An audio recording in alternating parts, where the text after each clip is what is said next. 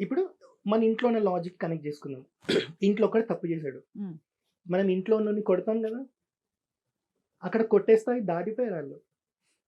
సంహారమే చేయాల్సొచ్చింది.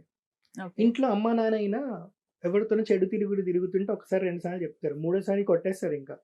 బయటికి గూడా పంపియ్యరు. శ్రీకృష్ణుడు అక్కడ అదే కదా చేసింది. ఆయనేమి డైరెక్ట్ పుట్టడంతోనే యుద్ధం చేయమని చెప్పలేదు. ఆయన ఇలా దలుచుకుంటే వీళ్ళు పెద్దగా అయిపోయేవాళ్ళు. ఎందుకంటే వచ్చింది పరిపూర్ణ అవతారం. హ్మ్. పూర్ణావతారం గూడా కాదు. హ్మ్. ఏదో కళావతారము, ఆవేశావతారం గూడా గాదు. వచ్చింది సాక్షాత్తు విష్ణుమూర్తి కృష్ణ స్వరూపంగా వచ్చిర్రు. హ్మ్. జస్ట్ ఇలా ఒక హస్తం పెట్టింటే పాండవులందరూ పుట్టినోళ్ళు పెద్దగా అయిపోయి కురుక్షేత్రానికి వెళ్ళిపోవాలి. హ్మ్. కానీ జరగలేదు. హ్మ్. వాళ్ళకి చెప్పాల్సింది చెప్పారు. గాంధారి ఉంది.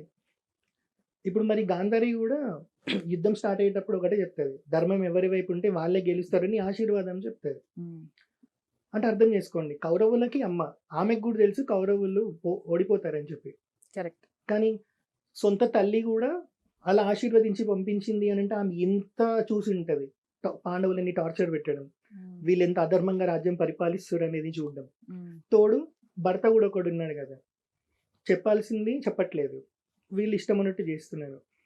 అక్కడికేమన్నా ఊరుకున్నారా? విష్ణుమూర్తి విశ్వరూప దర్శనమే ఇచ్చారు దుర్యోధనుడికి గూడా. అక్కడికి ధృతరాష్ట్రుడు చెప్తా ఉంటాడు. "వద్దురా బాబు, వద్దురా బాబు కృష్ణుడితో పెట్టుకోకు" అని. వింటాడా? హ్మ్. వినలేదు. హ్మ్. ఇంకొకటేందంటే, పుట్టగానే ఎందుకు చంపలేదని చాలామంది అడుగుతా ఉంటారు. హ్మ్. మరి ఇవన్నీ చేసేటప్పుడు పుట్టినప్పుడే చంపేస్తే ఆ 100 మందే చచ్చిపోతారు గదా! కరెక్ట్. ఇంతమంది చచ్చిపోవాల్సిన అవసరం లేదు గదా! అంటారు. అవును.